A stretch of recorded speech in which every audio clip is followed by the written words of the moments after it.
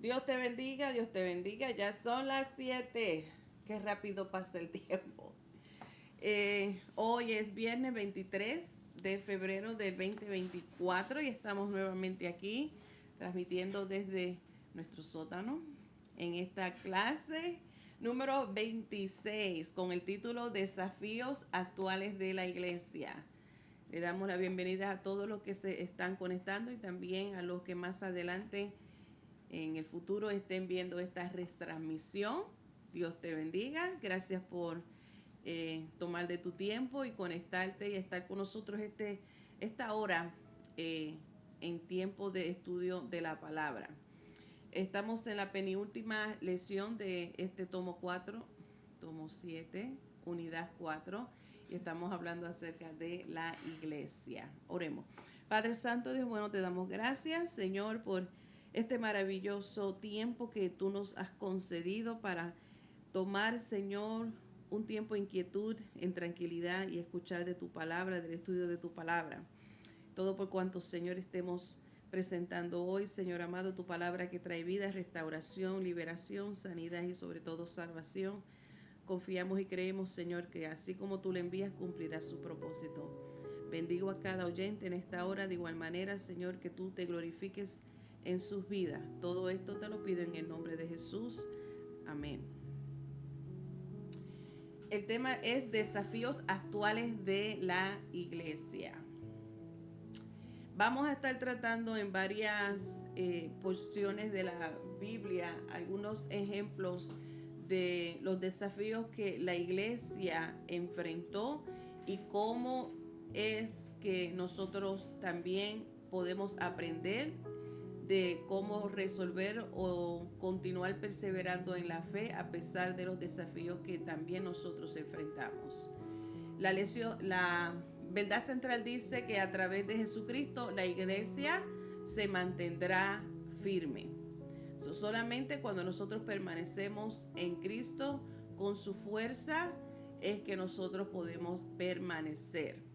Y como ya le acabo de decir, esta clase estaremos presentando de dónde proceden los ataques. Estaremos dando ejemplos de los ataques que pueden proceder de lo externo, como también de los ataques que pueden proceder de lo interno. Cuáles son las causas o por la manera, el canal por la cual los desafíos pueden afectarnos a nosotros. Vamos a estar en Hechos capítulo 7 y les voy a leer del versículo 51 todo el resto de ese capítulo y termino en el versículo 1 del capítulo 8. Vamos a iniciar con esta primera parte sobre la persecución de los creyentes y vamos a ver cómo este primer desafío el primer ejemplo del desafío que vamos a estar tratando hoy. ¿Ah? Entramos de lleno. I did pray. What are you talking about? El técnico está desconectado porque yo sí oré antes de iniciar. Simplemente no me presenté y no dije mi nombre. Marilyn Colón de la Iglesia del Calvario, representando el ministerio de nuestros pastores reverendo Osvaldo y Abigail Torres. Bien, ahora sí entremos a Hechos capítulo 7, comenzando en los versículos 51 en adelante. Dice: duros de cerviz e incircuncisos de corazón y de oídos, vosotros resistid siempre al Espíritu Santo como vuestro Padre, así también vosotros. ¿A cuál de los profetas no persiguieron vuestros padres y mataron a los que anunciaron de antemano la venida del justo? Hablando de Jesucristo, justo en letra mayúscula.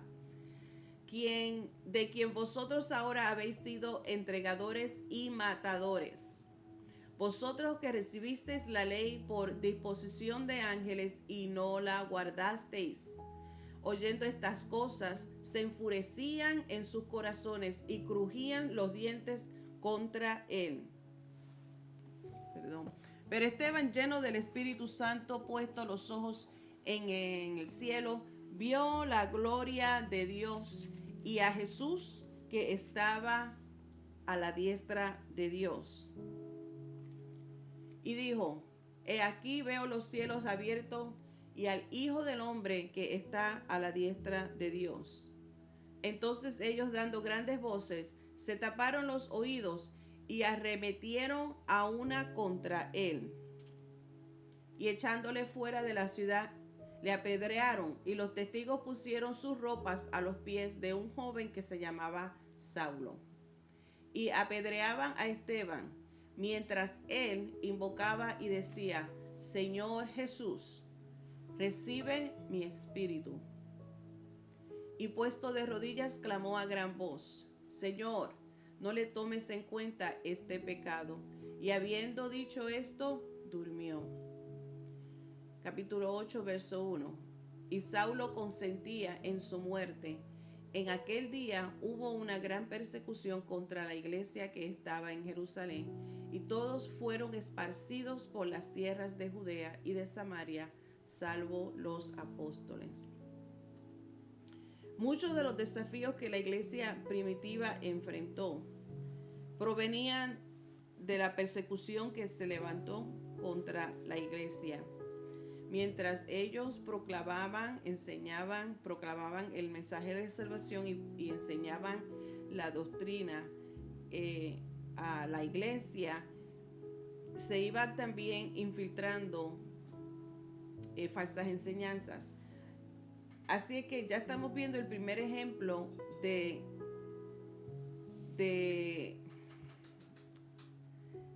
ay, Padre Santo, de los desafíos o de lo que estaban sufriendo la iglesia, la lucha que estaba viviendo el pueblo de Dios.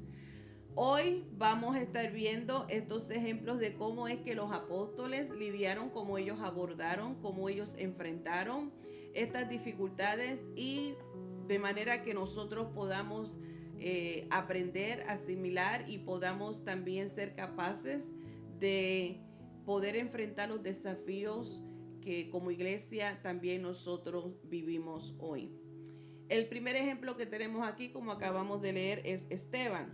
Este capítulo 7 de Hechos habla acerca de la defensa y la muerte de Esteban. Simplemente le leí lo último de lo que sucedió con él, pero si se leen todo este capítulo 7, van a poder apreciar todo el detalle, todo este discurso que presentó Esteban, y era lo que provocaba aún mayor furia contra aquellos que le apedraron. Es interesante ver, y es importante que nos fijemos de cómo es que Esteban es descrito. No hay mucha información acerca de él, mas sin embargo, lo poquito que sí encontramos aquí en Hechos capítulo 6, verso 5, habla el tipo de carácter, el tipo de creyente que era él. Se le describe que Esteban fue uno de los diáconos de la iglesia en Jerusalén, un varón lleno de fe y del Espíritu Santo.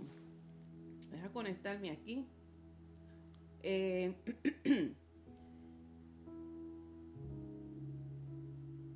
¿Dónde está?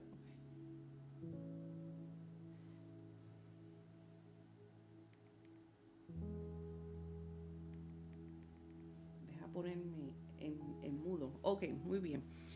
Describe entonces de Esteban siendo varón lleno de fe y del Espíritu Santo.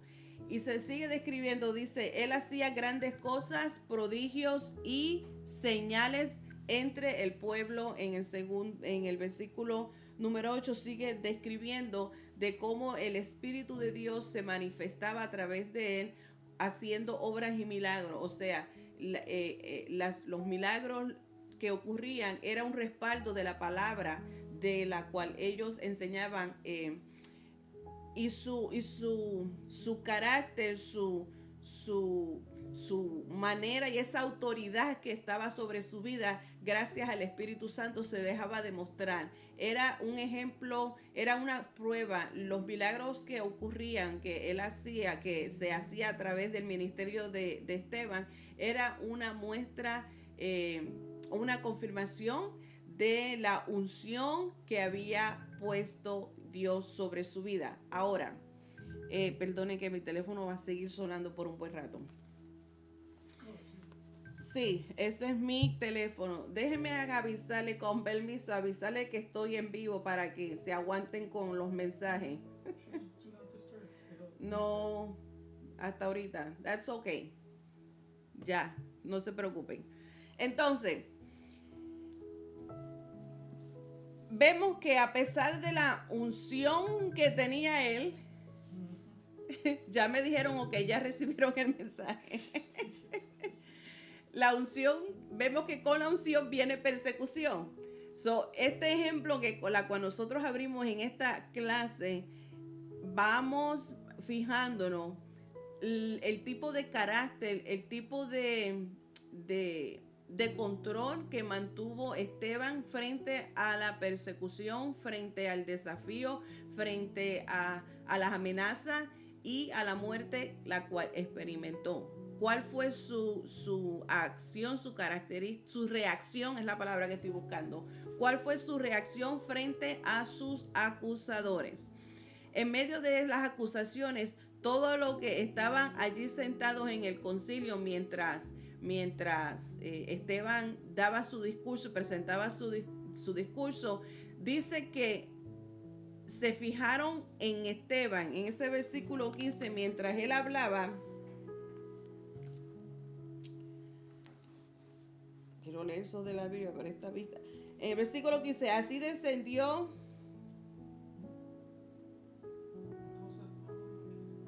Y todo lo que...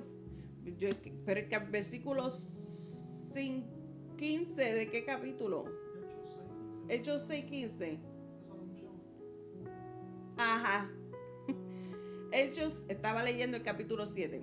¿Ves? Hechos 6:15. Entonces todos los que estaban sentados en el concilio, al fijar los ojos en él, vieron su rostro como el rostro de un ángel. Así que mientras él hablaba, mientras Esteban le seguía haciendo referencia de la historia de cómo es que ellos, el pueblo escogido de Dios, reaccionaron frente a la llegada del Mesías, rehusándolo, llevándolo hasta la muerte. Mientras él hablaba, a pesar de que seguía causando furia a lo que estaban allí contra sus acusadores, el respaldo del Espíritu Santo, la unción que había sobre Esteban era tan poderosa que aún en su rostro se manifestaba, se revelaba, que aquellos que los estaban mirando quedaban impactados al mismo tiempo. Se describe como el rostro de un ángel. Y en respuesta, Esteban sigue pronunciando este largo discurso que lo llevó a la muerte, porque ellos se enfurecieron tanto que se lo llevaron arrastrado a la fuerza con violencia fuera de la ciudad para ser apedreado. La dureza de los líderes judíos, la dureza del pueblo quienes rechazaron a Jesús el Mesías, era tan salvaje, tan cruel, era más bien como pretender que tenían un celo por Dios. Esteban fue uno también acusado de blasfemia. Así es que estos líderes judíos tomaban este asunto de la blasfemia bastante serio, y eso era lo que los llevó con tanta dureza de llevar a Esteban a matarlo con fuerza de piedra. Recordemos que en el tiempo antiguo la pena de muerte era llevada a cabo de tres maneras las más comunes. Bueno, estaba el del veneno, envenenando a la persona. Estaba el de ahogamiento, de atarlo y tirarlo al agua. Estaba el ahogamiento, el envenenamiento y la ejecución. Roma era uno creo que fue Egipto también, pero Roma también fue uno de los más conocidos por la manera más cruel de someter la pena de muerte en crucifixión a las personas, además de ser una muerte lenta y dolorosa, era también humillante porque la persona era expuesta en su completa desnudez. Está la lapidación. Lapidación es tirar piedra, en el envenenamiento, ahogamiento y crucifixión.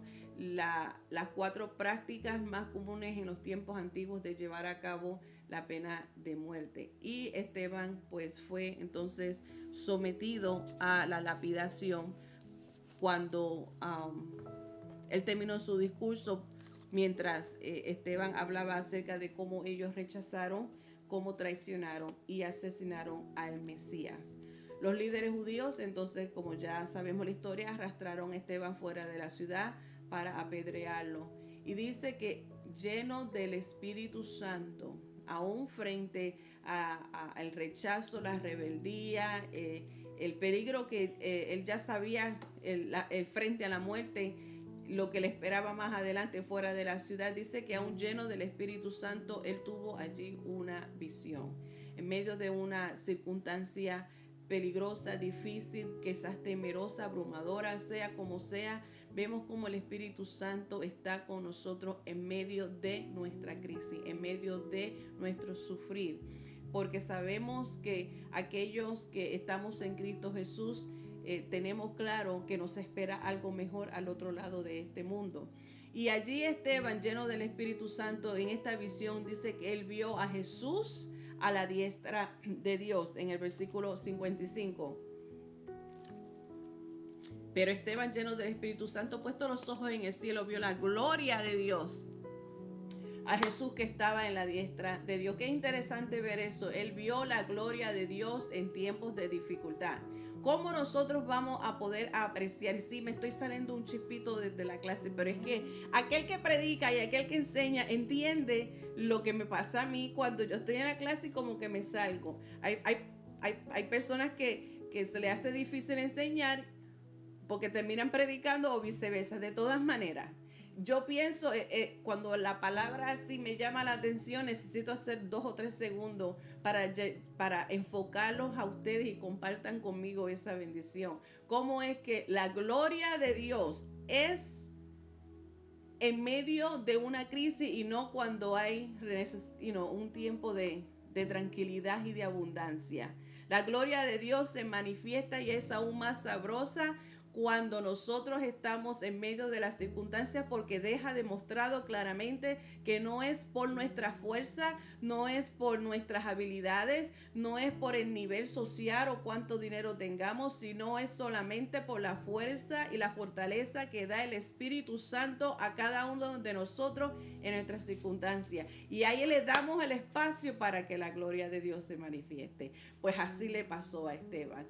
Él vio la gloria de Dios y vemos cómo Esteban reacciona y hace una oración. Esteban sin duda encontró y vio el enfurecimiento, la rabia, el coraje que tenían allí los líderes, los que los estaban acusando aún falsamente. Pero a pesar de toda de toda esa tribulación, él vio la gloria de Dios. Él tenía los ojos alto en el cielo. Tengamos cuidado también donde ponemos nuestros ojos cuando estamos pasando por dificultades. O mantenemos nuestros ojos en el problema y la situación, o mantenemos nuestros ojos en nuestro autor y consumador de nuestra fe. Así es que vemos cómo entonces Esteban dirige una oración a Jesús y le dice a Jesús en ese versículo. And you put it back, where is his prayer? 55? I believe so. Sí. En la 50, no, 56. 59,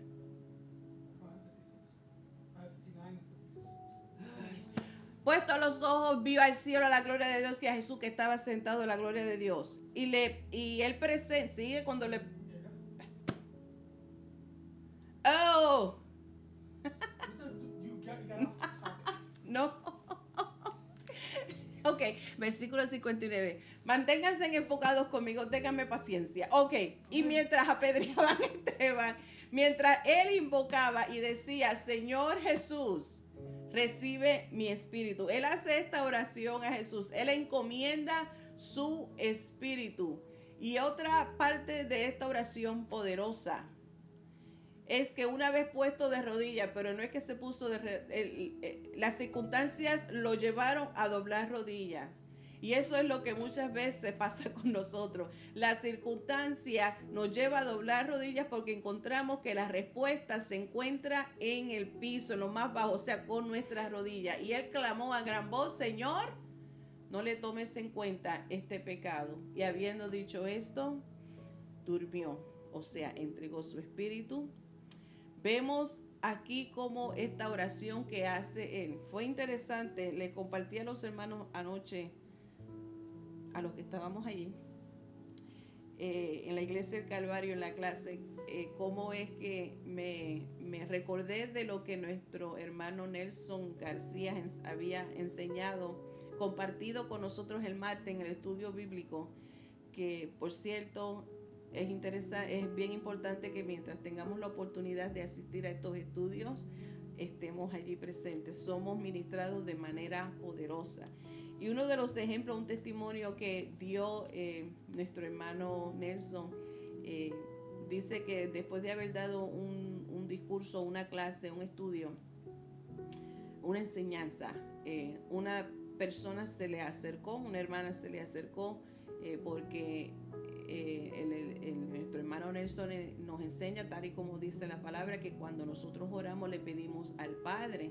Además que tenemos el modelo de Jesús mismo para cómo hablar al Padre o en oración, y había dicho que nosotros oramos al Padre, que no se ora a Jesús. Y cuando estaba en esta parte ayer, pues yo me reía porque yo digo, si esa hermana o la hermana le dice a nuestro hermano Nelson que ella estaba molesta, estaba en desacuerdo porque ella siempre le ora a Jesús, Jesús siempre le responde, y nuestro hermano Nelson le dice, pues si eso le funciona, sígalo de esa manera. El punto que quiero traer con este testimonio que compartió nuestro hermano Nelson, es que si yo dije, si esta hermana le hubiese ido, le hubiese dicho esta parte, pero aquí tengo el ejemplo, como claramente Esteban le oró a Jesús, quizás ella se hubiese sentido más, what is that word? Empowered. Como que, sí, pero en español, Empodered. como que más empoderada en defender su punto de vista, que realmente no hay por qué atribularse. Si, tal y como nuestro hermano Néstor le dijo, si de esta manera tú oras, le oras a Jesús y Jesús te responde, pues continúa orando, dale gloria a Dios. Y si lo que sabemos y estamos ya madurado y entendiendo que nosotros le oramos al Padre en el nombre de Jesús, entonces pues de igual manera seguimos siendo bendecidos. Pero es interesante ver cómo esta oración de Esteban, que hace a Jesús en la forma que hace lo que dice, nos hace a nosotros recordar lo que Jesús hizo y dijo en la cruz del Calvario. Una de las primeras palabras que expresó Jesús estando ya en la cruz del Calvario fue pidiéndole al Padre que los perdonara porque ellos no sabían lo que estaban haciendo. Y vemos la similitud que hay en la oración que hace Esteban cuando levanta sus ojos al cielo y le ora a Jesús y le dice, Padre, perdónalos porque no saben lo que hacen. Estas palabras de Jesús que ya, they saw it? Did they see it? Yes. Ok, Lucas 23:34 es la cita bíblica donde vemos esta palabra de Jesús en la cruz del Calvario, viendo para ver la similitud que hay con la oración que hace Esteban, diciéndole que a Jesús que no le tuviera en cuenta lo que ellos estaban allí haciendo, sino que fueran perdonados. También vemos cómo es que en la oración que hace Esteban, él ora, versículo 59 al 60. Él ora y, yes, porque no, la Biblia, las letras están chiquitas. The next. Hoy recibe mi espíritu. Él entrega su espíritu. Invoca a gran voz. No le tomes en cuenta, dando a entender que Padre, perdónalos porque por lo que están haciendo.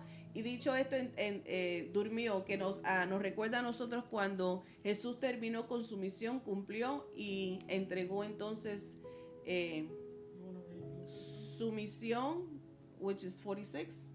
23, 34, and 46. Y Jesús decía, Lucas 23, 34, Padre, perdónalos porque no saben lo que hacen, y repartieron entre sí sus vestidos echando suerte. En esta parte estamos viendo de cómo lo que sucedió más adelante después que lo apedrearon y le llevaron sus ropas frente al pie del joven Saulo. Entonces Jesús en Lucas 23, 46 vemos cuando Jesús entrega y dice, clamando en gran voz, dijo, Padre, en tus manos encomiendo mi espíritu, y habiendo dicho esto, expiró. Estamos viendo aquí una similitud. Nos recuerda lo que Jesús mismo había hecho y dicho, dejándonos entender a nosotros que nosotros podemos estar en paz en medio de la tormenta. Sí es posible tener tranquilidad, tener fortaleza, tener aún amor y compasión por aquellos que nos hacen mal cuando estamos en el Espíritu, cuando el Espíritu permanece en nosotros. Recuerden, toda esta unidad acerca de la iglesia es la clave, la función del Espíritu Santo dentro de la iglesia, en cada uno de nosotros. Hechos capítulo 8, verso 1, vemos la otra parte de otra función del Espíritu Santo, y aquí marca el comienzo del cumplimiento de lo que ya se había dicho o hemos leído en Hechos capítulo 1, verso 8. Así es que en el capítulo 8, verso 1 es el cumplimiento de lo que se dice en el capítulo 1, verso 8. Hechos capítulo 8, verso 1 dice, y Saulo consentía en su muerte. O sea, él ahí fue el inicio de cómo Saulo comenzó a sentir mayor fuerza y celo para perseguir la iglesia, y estaba comprometido en llevar esa persecución. Dice que en aquel día hubo una gran persecución contra la iglesia que estaba en Jerusalén, y todos fueron esparcidos. Y esta es la parte que quiero hacer énfasis en cuanto al comienzo del cumplimiento de Hechos 1:8. Dice que por toda la tierra se esparcieron, de Judea y de Samaria, salvo los apóstoles. En Hechos capítulo 1, verso 8 está la gran comisión, cuando la palabra, la promesa que dice Jesús, pero recibiréis poder para cuando haya venido sobre vosotros el Espíritu Santo, y me seréis testigo comenzando en Jerusalén. La iglesia comenzó en Jerusalén. Dice, en Jerusalén, en toda Judea. Mientras los apóstoles predicaban y enseñaban la palabra, el mensaje de salvación seguía proclamándose en el área, en Judea. Pero también dice en Samaria y en lo último de la tierra. Estamos viendo cómo el cumplimiento de esta profecía, de esta palabra, se ve cumplida, porque la persecución fue lo que hizo posible el cumplimiento de esta gran comisión. Y me seréis testigo en Jerusalén, en Judea, en Samaria y en toda la tierra. Este primer ejemplo, estamos viendo de que a pesar de que la persecución, en lugar de darle victoria al enemigo, lo que hizo es causar mayor explosión para que con más rapidez y mayor facilidad fuera entonces esparcida el evangelio, fuera llevado el mensaje de salvación a otros y alcanzaran a otros que estaban fuera de Jerusalén.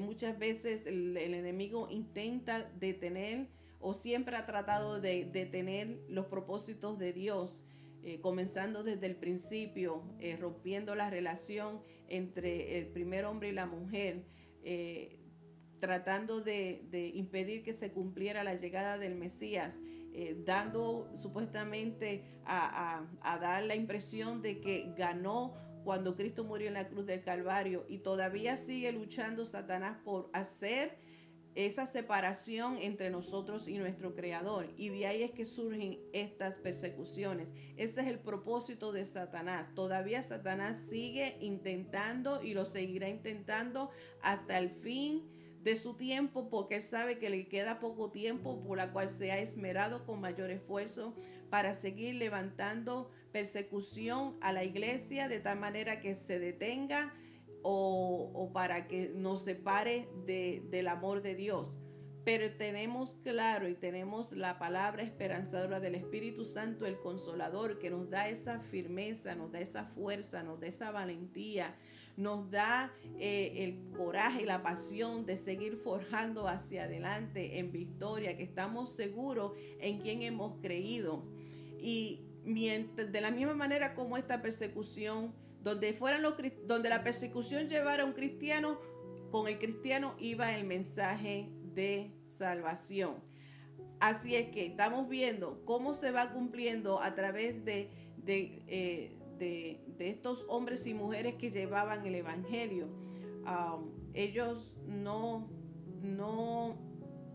ellos seguían cumpliendo con su responsabilidad. No permitieron que la persecución cerrara sus labios. No permitieron que la persecución y las luchas, aún frente a la muerte, no fue suficiente razón o motivos para ellos dejar de predicar y de cumplir con esta misión. Así es que nada los detuvo a ellos. Nosotros como iglesia de hoy también debemos de recibir la misma inspiración y el mismo anhelo de que nada nos detenga. Las cosas que puedan suceder no la veamos como necesariamente algo negativo, sino que aprendamos a salir hacia adelante. Le di el ejemplo varias semanas atrás, si no me equivoco, si no fue la semana pasada, de la historia del asno o del burro, de cómo un dueño lo echó en un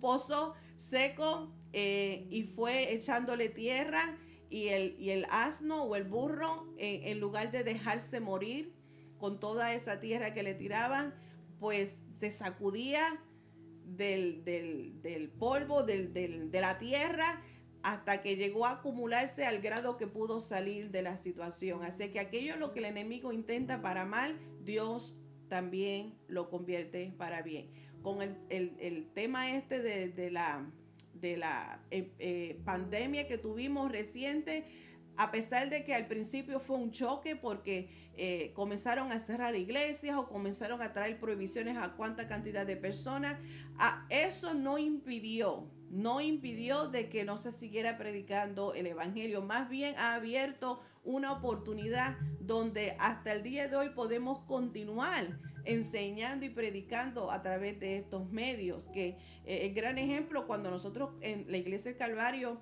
comenzamos a ir de lleno en persona, yo iba a terminar con estas clases en vivo. Yo dije, pues se acabaron las clases en vivo, no hay necesidad de estar dando clases en vivo porque ya hay que regresar al templo. Pero el técnico me dice, ¿por qué vamos a dejar de hacerlo cuando hay otras personas que todavía pueden seguir siendo bendecidas, que no pueden estar en un templo, no necesariamente en el de nosotros, pero pueden haber otras personas que se conectan, que están fuera de la ciudad? Y eso realmente me puso a pensar y me dije, es cierto, debemos de continuar porque las personas sí están siendo bendecidas, sí están siendo ministradas. Y aunque no necesariamente nos vemos contacto, una persona que haga un comentario, yo necesariamente no sé quiénes me están viendo, desde dónde me están viendo todo el tiempo, pero sí estamos seguros de que nosotros cumplimos con nuestra responsabilidad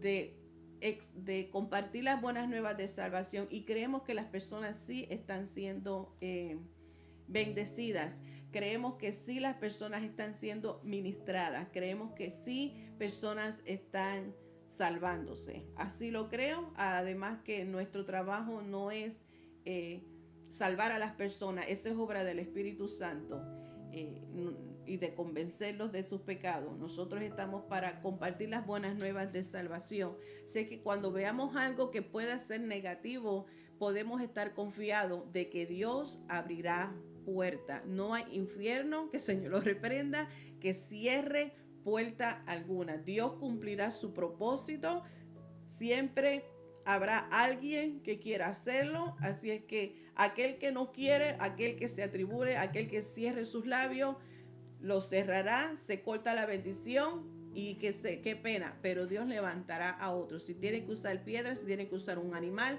Dios usa lo que quiera y necesita usar si tú y yo no estamos dispuestos. Pero la palabra hay que compartirla y el Espíritu Santo da ese poder. Ese Espíritu Santo estaba obrando de manera extraordinaria en la iglesia que estaba siendo perseguida, que estaba sufriendo estas dificultades, especialmente de la presión que llegaba de afuera. Mientras enfrentaban injusticias y falsas acusaciones, el Espíritu Santo les dio poder para compartir el mensaje de Cristo. Vamos a ver otro ejemplo. Vamos ahora a Apocalipsis capítulo 2. Y voy a leer los versículos del 8 al 11 y vamos a estar viendo en la importancia de concentrarnos en la recompensa mientras enfrentamos tribulaciones o persecuciones. Y escribe el ángel de la iglesia en Esmirna, el primero y el postrero, el que estuvo muerto y vivió, dice esto: yo conozco tus obras y tu tribulación y tu pobreza, pero tú eres rico, y la blasfemia de los que se dicen ser judíos no lo son, sino sinagogas de Satanás. No temas en nada lo que vas a padecer. He aquí el diablo echará a algunos de vosotros en la cárcel para que seáis probados y tendréis tribulación por 10 días. Sé fiel hasta la muerte y yo te daré la corona de la vida. El que tiene oído, oiga lo que el Espíritu dice a las iglesias. El que venciere no sufrirá daño de la segunda muerte.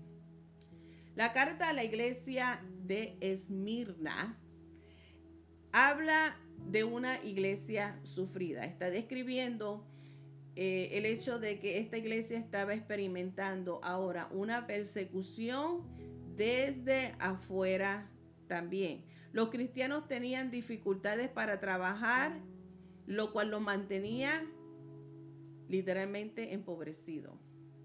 Verso 9 de este capítulo de Apocalipsis está describiendo las circunstancias que estaban viviendo al ellos tratar de mantenerse en la fe, creciendo, estaban siendo rechazados por los de afuera.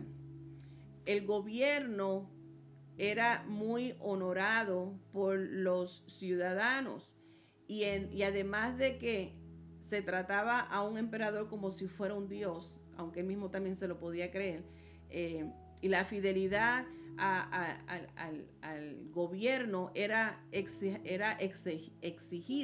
Cualquier señal de traición o de fidelidad a otro era atacado, era lidiado, rápidamente los llevaban a la cárcel. Otra dificultad, otra presión que tenían que sufrir ellos era el antagonismo. ¿Qué significa antagonismo? Es oposición entre dos personas o cosas, especialmente en doctrinas y opiniones. En esa oposición que hay en cuanto a opiniones y doctrinas, entendemos que nosotros como iglesia tenemos nuestra ética cristiana que entra en choque con la ética de este mundo. Y como hablamos en otras clases de cómo tratar con preguntas o situaciones actuales que son difíciles, es porque las éticas del mundo con la ética de la iglesia entran en conflicto. Y muchas veces esto es otra manera, otra forma de persecución que puede o desafío que puede enfrentar la iglesia. Este ejemplo de la iglesia de Esmirna lo estaban viviendo en carne propia. Eran particularmente los de Esmirna eran fieles a Roma y esa posición que había contra el evangelio era intensa. Eran acusados falsamente de estas cosas. Eran acusados de que practicaban el canibalismo. ¿Y saben lo que es el canibalismo? Comer carne humana.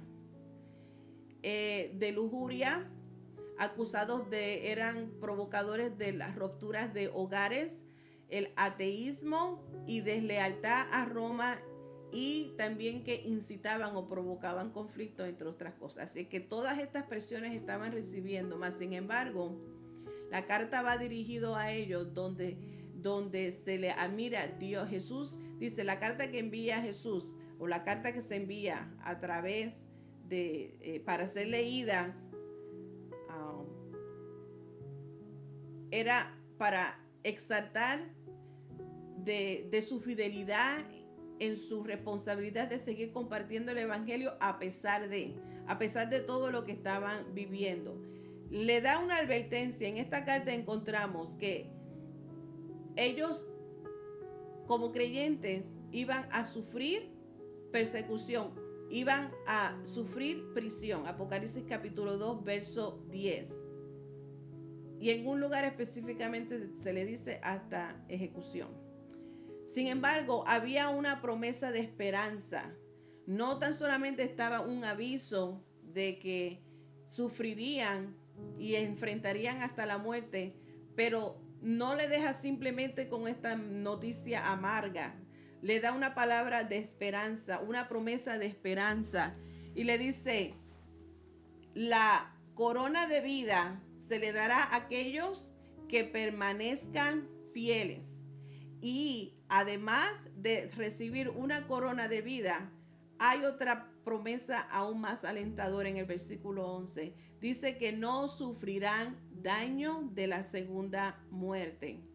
En el versículo 8 describe a Jesús como el primer y el postrero, el que estuvo muerto y vivió. Dice Jesús, la palabra de promesa alentadora, de esperanza, que aunque murieran, vivirían, porque en Jesús está la prueba, está cumplida la promesa, está viendo que el poder de Jesús sobre la muerte es real. Y se le dice, aunque muera, dice, Jesús había conquistado la muerte, por lo tanto hay esperanza de que en Cristo encontramos la vida eterna, que es mucho más valiosa que la vida terrenal. Ahora, tal vez nosotros aquí, ahora mismo, tú, yo, donde quiera que estés, puede que nunca enfrentemos este tipo de persecución o esta intensidad de persecución como lo sufrieron los creyentes de Esmirna. Pero sí hay seguridad y certeza de que todos pasaremos por desafíos, persecuciones, rechazo. Todos experimentaremos algún tipo de nivel de conflicto. En 2 de Timoteo, capítulo 3, verso 12, nos dice, y también todos los que quieren vivir piadosamente en Cristo Jesús padecerán persecución. Y a pesar de que es algo que nosotros tenemos que ser realistas y ver lo que es parte de la unción, como consecuencia de la unción puede traer persecución a nuestras vidas. Esta palabra de esperanza que se le dio a la iglesia, a los creyentes de Esmirna, es la misma palabra de esperanza que es para nosotros la iglesia hoy día. ¿Por qué? Porque nuestra esperanza está en Cristo y Él es el que nos ayudará a soportar cualquier tipo de persecución. Vamos ahora entonces a ver otro ejemplo de lo que puede ser un desafío para la iglesia, y vamos a irnos a 2 de Pedro, capítulo 2, verso 1, y luego voy a brincar del verso 18 al 22. No sé por qué se me fue esto. Pero hubo también falsos profetas entre el pueblo, como habrá entre vosotros falsos maestros que que introducirán encubiertamente herejías destructoras. Introducirán encubiertamente herejías destructoras. Palabras claves. y aunque negarán al Señor que los rescató, atrayendo sobre sí mismo destrucción repentina. Pues hablando las palabras infladas y vanas, seducen con concupiscencia de la carne y disoluciones a los que verdaderamente habían huido de los que vienen en error. Les prometen libertad y son ellos mismos esclavos de corrupción, porque el que es vencido por alguno es hecho esclavo de el que lo venció.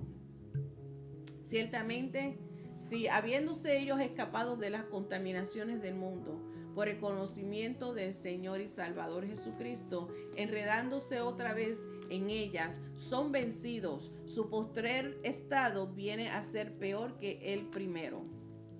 Porque mejor les hubiera sido no haber conocido el camino de la justicia, que después de haberlo conocido, volverse atrás del santo mandamiento que les fue dado.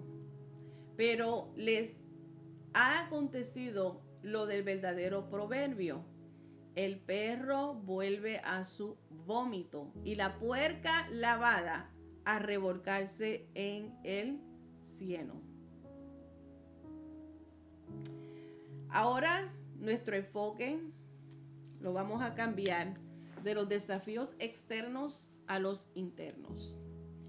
Pedro describe los peligros de los falsos profetas. Falsos profetas son un método, un canal de los desafíos contra la iglesia. Tal y como en el Antiguo Testamento, los falsos maestros de igual manera propagarían herejías destructoras y también negarían al Señor. Ahora, este detalle es importante notar el mismo Pedro especifica y describe las cualidades de un falso profeta. Y dice que la manera de ellos llevar estas falsas enseñanzas y poder introducirlas es utilizando su astucia, es utilizando una manera de hablar que apela al yo de la persona, apela a los deseos o concupiscencias de cada persona, a la misma vez que van negando la deidad, negando la santidad de Dios.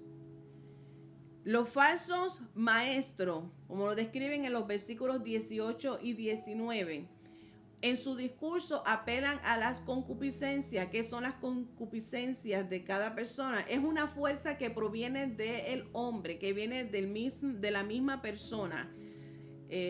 Recuerden, cuando digo hombre no me estoy refiriendo solamente a lo masculino, me estoy refiriendo al hombre y a la mujer. Es lo que al hombre y a la mujer le viene de adentro, de su interior, y se revela contra Dios.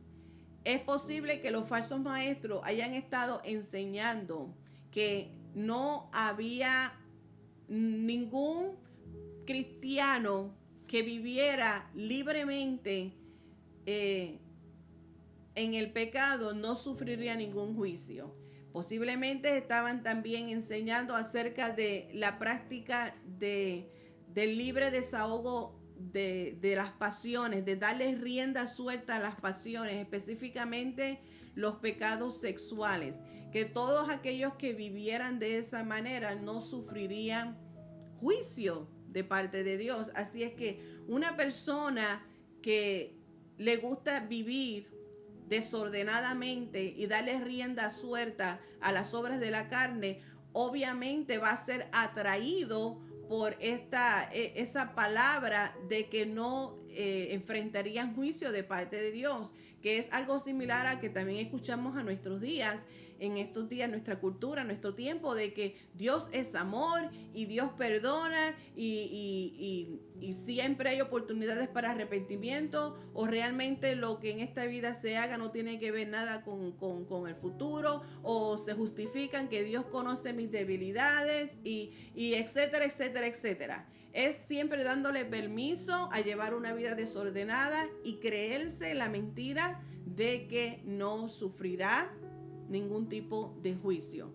Los métodos engañadores de estos falsos maestros, de la cual hace referencia Pedro, son muy similares a los de nuestros tiempos.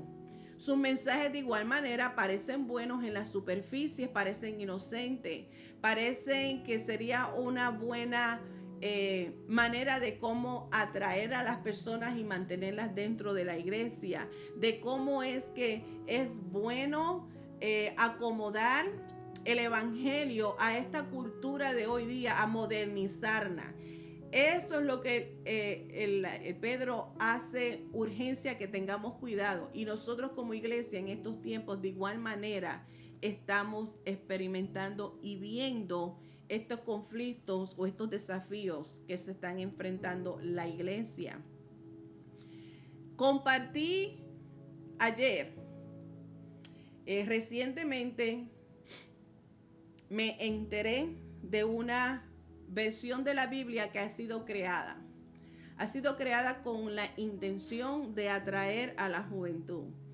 Y estuve lidiando y luchando con esta idea de cómo compartirlos con ustedes sin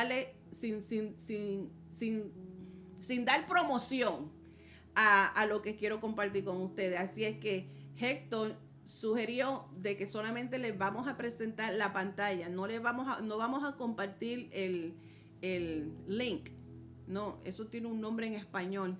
No le vamos a compartir el link. Ustedes me entienden. De cómo llegar. Haz clic aquí y te lleva allá. No vamos a compartir eso. Solamente quiero que ustedes vean en esta pantalla lo que yo estoy hablando de esta iglesia que ha sido traducida a un lenguaje con el propósito de ser humorística, para hacerla atractiva, para hacerla actual y así atraer a la juventud. Les voy a leer un ejemplo en esta descripción de la historia de la creación. Se lo estoy leyendo de esta Biblia, se le llama Gen Z, traducida por Gen Z, el lenguaje en que está escrito. In the beginning, the big G was like, let there be light. And bam, light happened. And Big G saw that it was dope. Big G split the light from the dark, calling the light day and the dark night. That was just one day, fam. Y no lo voy a leer más nada.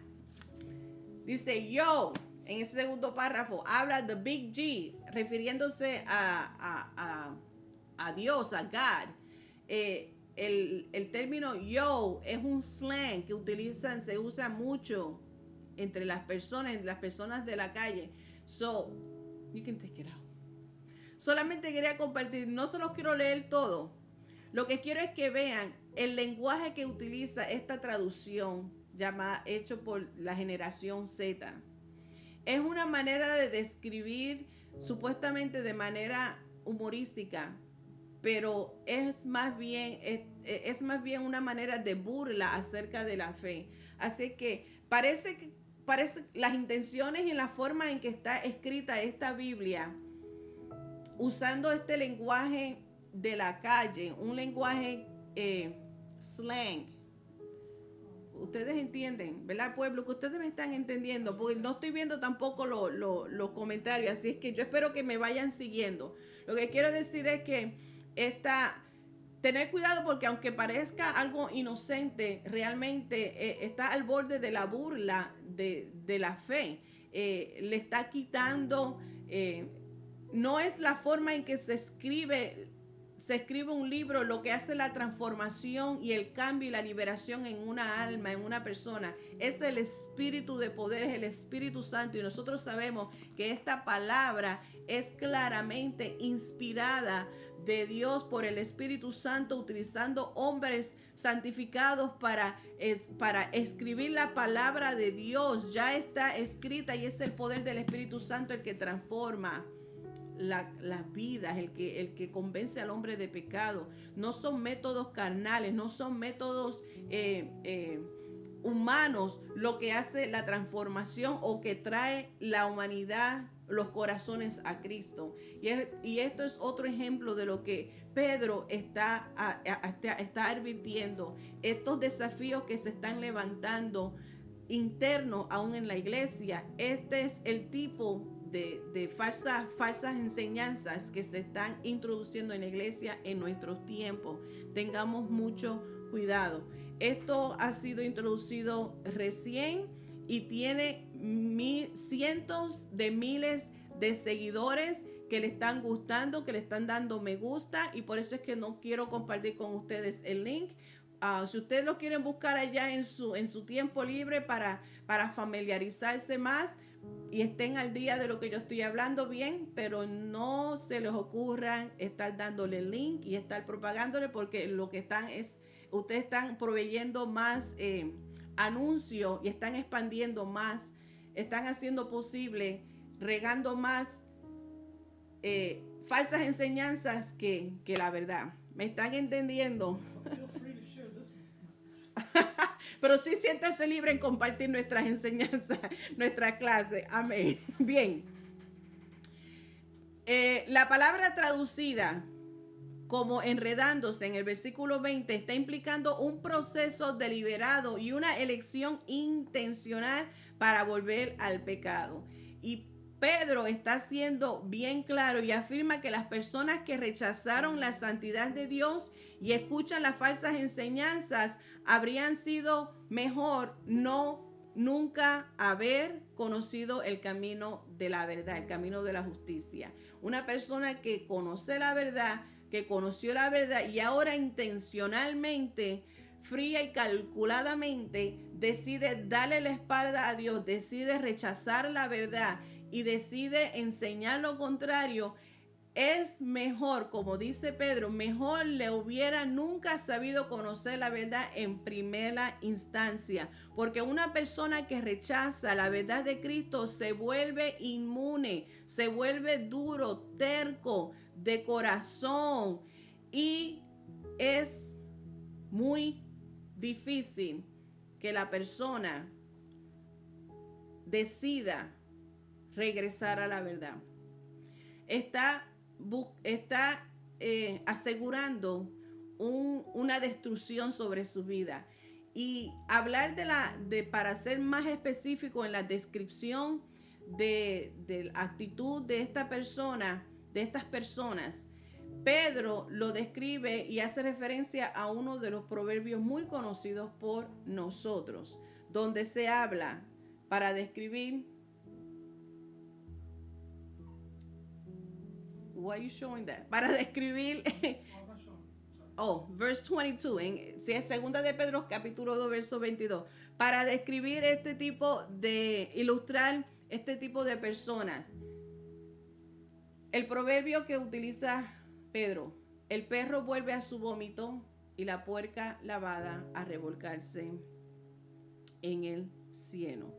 Perros y cerdos, símbolos de impureza, símbolo de desprecio, símbolo de salvajismo, de rebelión.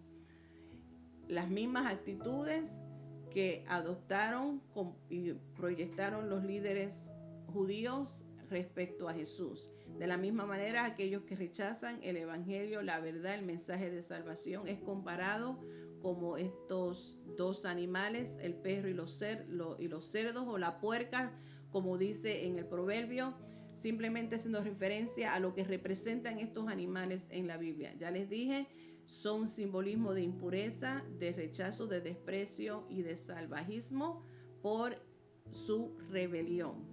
Y por último vamos a ir acá nos quedamos en el mismo capítulo 2 de Apocalipsis, pero vamos a regresar a los versículos 12 al 17, que nos dice: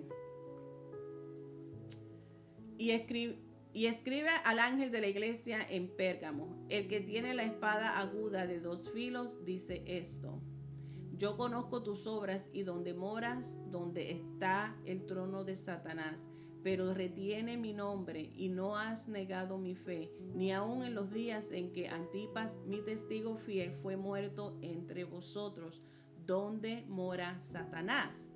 Pero tengo unas pocas cosas contra ti, que tienes ahí a los que retienen la doctrina de Balaam, que enseñaba a Balac a poner tropiezo ante los hijos de Israel, a comer de las cosas sacrificadas de los ídolos y a cometer fornicación. Y también tienes a los que retienen la doctrina de los nicolaitas, la que yo aborrezco. Por tanto, arrepiéntete, pues si no, vendré a ti pronto y pelearé contra ellos con la espada de mi boca. El que tiene oído, oiga lo que el Espíritu dice a las iglesias. Al que venciere, daré a comer del maná escondido y le daré una piedrecita blanca y en la piedrecita escrito un nombre nuevo, el cual ninguno conoce sino aquel que lo recibe. Pérgamo. Aquí tenemos otro ejemplo. La iglesia de Pérgamo recibió una carta y en esta carta estamos viendo lo que él está señalando dónde está su falta. El tipo de desafío que estaban enfrentando se le describe. Pérgamo era, primero tenemos que entender que era un centro de culto romano en la provincia de Asia que hoy día se conoce como Turquía. Y este lugar tan céntrico, un lugar de comercio, incluían también templos a los dioses romanos y también había específicamente un altar enorme. Probablemente se cree o se está haciendo referencia al altar dedicado al dios griego de la mitología griega Zeus, que pudo haber sido lo que describe en Apocalipsis 2:13, cuando se dice donde mora Satanás. Dice que en medio de esta cultura idólatra, la iglesia se había mantenido fiel a Cristo. Pero, ahí es donde está el problema con el pero estaban tolerando las falsas enseñanzas, los versículos 14 y 15. Y entre estas falsas enseñanzas, similar a la que les mencioné de la iglesia de Esmirna, en que el que lleva la vida así loca no iba a sufrir juicio, pues algo similar era la misma falsa enseñanza que se estaba introduciendo en la iglesia. El problema es que a pesar de que ellos estaban viviendo en un ambiente de mucha idolatría y estaban manteniéndose fiel a Cristo, ellos estaban al mismo tiempo permitiendo o tolerando, mejor dicho, tolerando las falsas enseñanzas. En Pérgamo está esta acción, esta actitud en tolerar las falsas enseñanzas, se incluye uno de los ejemplos de cómo es que era lo que estaban tolerando es la práctica de los nicolaitas. Para entender un poco de quiénes son los nicolaitas o de dónde proceden los nicolaitas al que se refiere Apocalipsis capítulo 2, verso 15. Entendamos que a pesar de que las escrituras no son muy claras sobre los detalles de la herejía de los nicolaitas, podemos entender o podemos estar de acuerdo con algunos de los padres de la iglesia primitiva que lo describió como los seguidores de Nicolás de Antioquía. Vamos a Hechos capítulo 6 y les quiero leer el verso 3 y el verso 5. Hechos capítulo 6, verso 3 y verso 5. Dice: buscad pues, hermanos, de entre vosotros a 7 varones de buen testimonio, llenos del Espíritu Santo y de sabiduría, a quienes encargásemos de este trabajo. Y el 5, y agradó la propuesta a toda la multitud y eligieron a Esteban, varón lleno de fe y del Espíritu Santo, a Felipe, a Prócoro, a Nicanor, a Timón, a Parmenas y a Nicolás, prosélito de Antioquía. Este último, Nicolás, prosélito de Antioquía. Los padres de la iglesia primitiva está describiendo a estos nicolaitas que hacen referencia en el capítulo 2, verso 15. Aquellos seguidores de Nicolás de Antioquía, que es uno de los 7 diáconos elegidos a la iglesia creciente. Recuerden en la historia, ya les mencioné hoy, el primer ejemplo que abrimos esta clase fue con Esteban, hombre varón, fiel, lleno del Espíritu Santo, que ministraba y había milagros y había una autoridad y una unción poderosa sobre él. Pero les tuve que leer Hechos capítulo 6, el verso 5, porque ahí está la mención de los otros 6 diáconos. Y el último que se menciona es Nicolás de Antioquía. Este último se había como que había aguado el evangelio y tenía unos seguidores nicolaitas que seguían, estaban en esa mentalidad o habían adoptado esta falsa doctrina, estaban contaminando la sana doctrina porque habían adoptado un modelo de autocomplacencia y se enseñó que no importaba cómo se comportaban los cristianos, eso no tenía que ver nada con nada. Tenían esa mentalidad de que realmente como vivas en esta tierra no tiene impacto ninguno. Los nicolaitas serían un sinónimo de personas que pervierten la costumbre moral y religiosa. Este era el problema que estaba surgiendo con los de Pérgamos, que a pesar de que los cristianos se estaban manteniendo firmes a Cristo, estaban tolerando.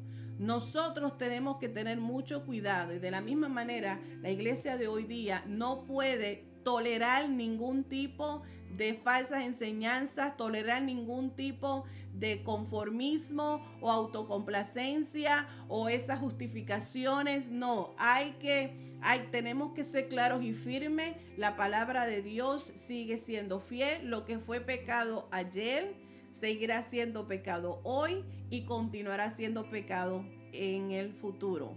No podemos aguar el evangelio por agradar a la gente, para complacer a las personas, para que no se sientan incómodas. Nosotros no estamos llamados a entretener a las personas. Nosotros estamos llamados a hablar la palabra con la autoridad y con la firmeza tal y como Dios la ha dicho.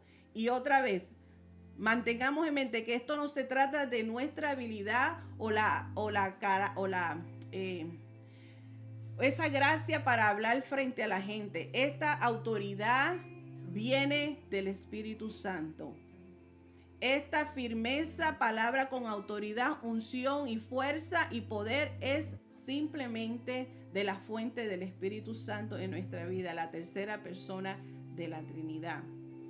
Por lo tanto, tengamos mucho cuidado, tenemos que estar atentos todo el tiempo. Estos desafíos que pueden entrar a la iglesia pueden hacer daño. No podemos tolerar ningún tipo de falsas enseñanzas o engaño. En lugar de abandonar por completo su fe, estos cristianos de Pérgamo estaban asimilando los valores de la cultura nicolaíta en sus creencias acerca de Dios. A menos que se arrepintieran, entonces ellos enfrentarían el juicio en ese versículo 16. Sin embargo, si no te arrepienten, iban a enfrentar juicio. Pero aquellos que sí se aparten de sus caminos, se arrepientan, se apartan de sus caminos pecaminosos y regresan a Cristo, entonces podían recibir una piedrecita blanca, en ese versículo 17. Y en la piedrecita blanca escrito un nuevo nombre. Solamente aquel que la recibe. Yo quiero mi piedrecita blanca y yo me enteraré de mi nuevo nombre, procuremos, de igual manera, procúrate también de tú obtener tu piedrecita blanca. Seamos fieles hasta el final. No nos conformemos con los deseos de este mundo. Tenemos que renovar nuestra mente cada día con la palabra de Dios, estar alerta de esas falsas enseñanzas y estar listos y aptos para defender con amor y con mansedumbre esta fe que nosotros proclamamos. Con la ayuda del Espíritu Santo nosotros podemos soportar la oposición externa, podemos buscar la verdad bíblica y doctrinal y mostrar el amor de Dios. ¿Cómo nosotros ahora vamos a poner en acción lo que en esta hora hemos hablado? Número 1, oremos a Dios. Oremos a Dios que nos ayude a mantener nuestro compromiso con Él vivo cada día, especialmente cuando enfrentemos momentos dificultuosos, cuando nuestra fe está siendo probada. Recuerden que la oposición no necesariamente es malas noticias, son oportunidades que vienen envueltas de manera secreta, de una manera diferente. Son oportunidades para continuar trabajando, cumpliendo con nuestra oportunidad de predicar el evangelio. Tenemos el ejemplo del apóstol Pablo, donde fue llevado a la cárcel, Pablo Silas. Ellos enfrentaron golpes, azotes, fueron puestos en lo más oscuro allí, con hambre, con frío, con incomodidad. Adoraron a Dios y llegaron a ministrar. La palabra llegó a la casa del carcelero, donde él y su familia fueron salvos. Para la audiencia de una familia, porque las dificultades que él estaba enfrentando eran simplemente un método para alcanzar otras vidas. No nos enfoquemos tanto en nuestras circunstancias. Nunca pongamos nuestros ojos fijos en los problemas que enfrentamos. Pongámonos en nuestro autor y consumador de nuestra fe, que es nuestro Señor Jesucristo, que a través de nuestro proceso otros están siendo ministrados, y es la manera en que ellos están viendo en quién hemos creído, y querrán saber más y querrán conocerlo más. Y el segundo punto en cómo podemos poner en acción esta enseñanza es estudiar las escrituras con mayor profundidad. No simplemente leerlas como un papagayo, y como estamos familiarizados con ciertas historias tendemos a leerlo por encimita y rápido. Por eso es que cuando yo leí, hice ese paréntesis, porque yo puedo haber leído una porción bíblica, pero hay ocasiones que hay frases y palabras que me paran y me llaman la atención. Y es lo que nosotros tenemos que hacer, detenidamente, estudiar las escrituras profundamente para estar de manera equipados y contrarrestar las enseñanzas falsas que pueden introducirse en nuestras vidas, en nuestras iglesias, en nuestras familias. Amén. Así es que les voy a dejar hasta ahí. Ya me pasé 15 minutos, but that's okay, porque la clase está supuesta a ser hasta las 15. Dios les bendiga, Dios les guarde, y con el favor de Dios nos vemos la semana que viene. Mañana tempranito estaré ya en la calle hacia Rochester para nuestro servicio. Día Nacional del Ministerio Femenino. Nuestra hermana Sonia, yo creo que está conectada. Nos vemos mañana. Oramos para que Dios se glorifique en este evento. Y nos vemos la Iglesia del Calvario el domingo en el 221 de la Eastern Buffalo, Nueva York. Gracias.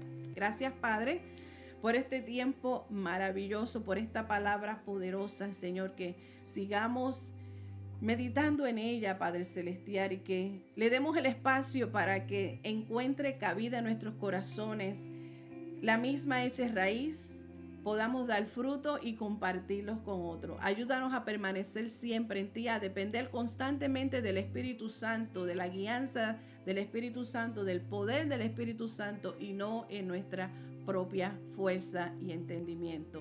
Bendigo a cada oyente en esta hora, Señor Jesús amado, que tu palabra, Señor Jesús, les alcance, les motive, les salve, los ayude y les restaure, donde quiera que estén. Gracias te doy, envío palabra de bendición a cada uno en el nombre del Padre, del Hijo y de tu Espíritu Santo. Amén, amén, amén. Dios les bendiga. Gracias a todos. Esta ha sido su hermana Marilyn Colón. Buenas noches, buenos días y buenas tardes, donde quiera que estén.